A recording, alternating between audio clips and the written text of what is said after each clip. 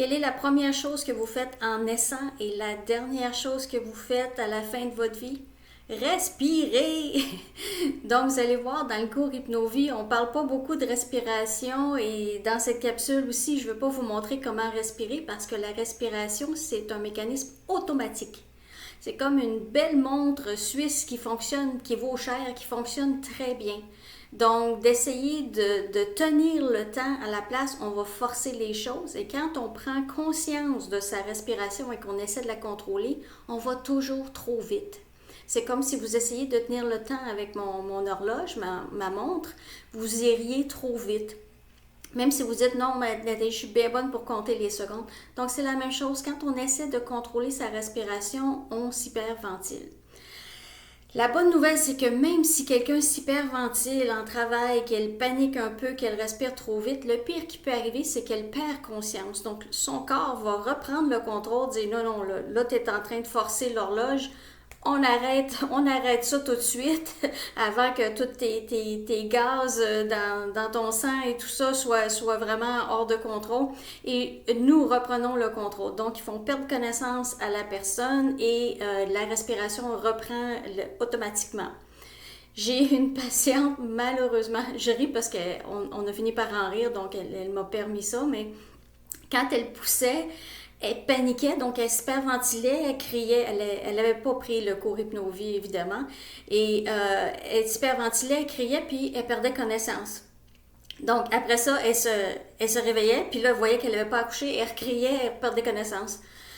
L'infirmière et le papa me faisaient des gros yeux et je disais à l'infirmière, vérifie le cœur du bébé. Si le bébé est beau, puis c'est bien parce que son corps reprenait toujours le contrôle de dire, bon, ben on va y faire peu de connaissance et je reprends la respiration, le contrôle de la respiration. Le cœur du bébé était bien beau jusqu'à temps qu'elle m'a né, quand elle a fait ça 5-6 fois, je pense qu'elle a perdu connaissance 5-6 fois. Et à un moment donné, elle s'est mise à l'idée, bon ben là, je vais pousser, je vais sortir mon bébé, je vais accoucher et en finir avec ça. Mais, comme je dis, j'en ris parce qu'on en a ri après, mais c'était bizarre un petit peu comme phénomène. Mais ça montre vraiment que le corps est là pour vous protéger. Même chose, si vous faites l'exercice, votre respiration, elle va augmenter. Pas besoin de faire des ho ho ho, hi hi hi, comme ça au gym, là, genre, c'est inutile. Votre corps va respirer plus vite, va échanger les gaz et quand vous forcez la respiration, vous le faites pas bien.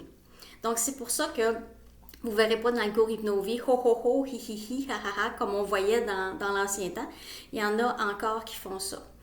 Même chose pour la poussée, l'histoire de ceux qui comptent jusqu'à 10, la façon militaire de pousser, ce qu'ils appellent la poussée violette, c'est du nom du visage de la maman qui pousse.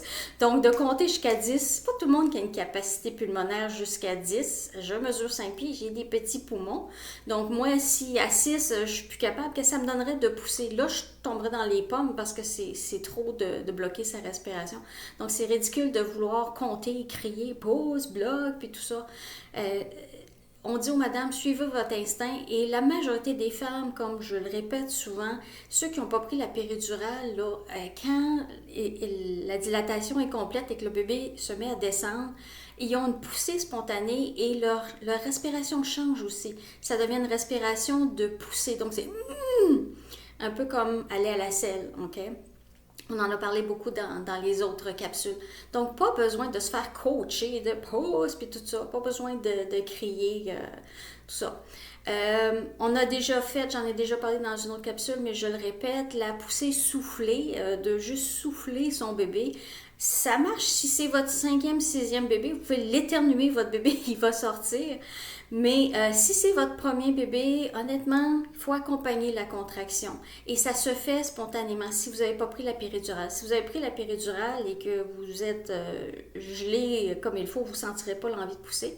À ce moment-là, discutez-en avec votre médecin, votre sage-femme, dire si jamais je prends la péridurale, je ne sens pas l'envie de pousser, est-ce qu'on peut laisser descendre le bébé et permettre au 2e stade de se prolonger? Parce qu'à ce moment-là, ça peut prendre facilement plus qu'1 heure, 1 heure et demie.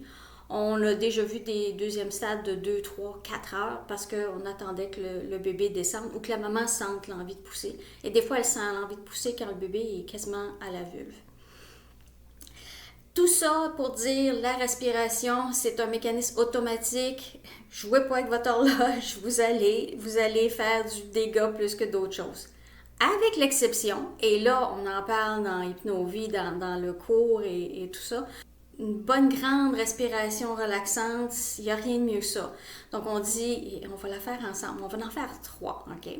Comme j'y poussais pas, allez pas plus vite, hyperventilez-vous pas, ça veut dire que vous n'auriez rien compris. Fait qu'on prend une grande respiration. Et quand vous expirez, vous laissez aller vos tensions et vous sentez votre corps qui descend. Décroisez vos jambes. On le refait une deuxième fois. Et en expirant, on relaxe. Les gens qui font du yoga ou de la méditation, vous connaissez très bien ça. Donc, on va en faire une troisième et vraiment, vous allez expirer toutes les tensions de la journée. Donc, à la prochaine capsule.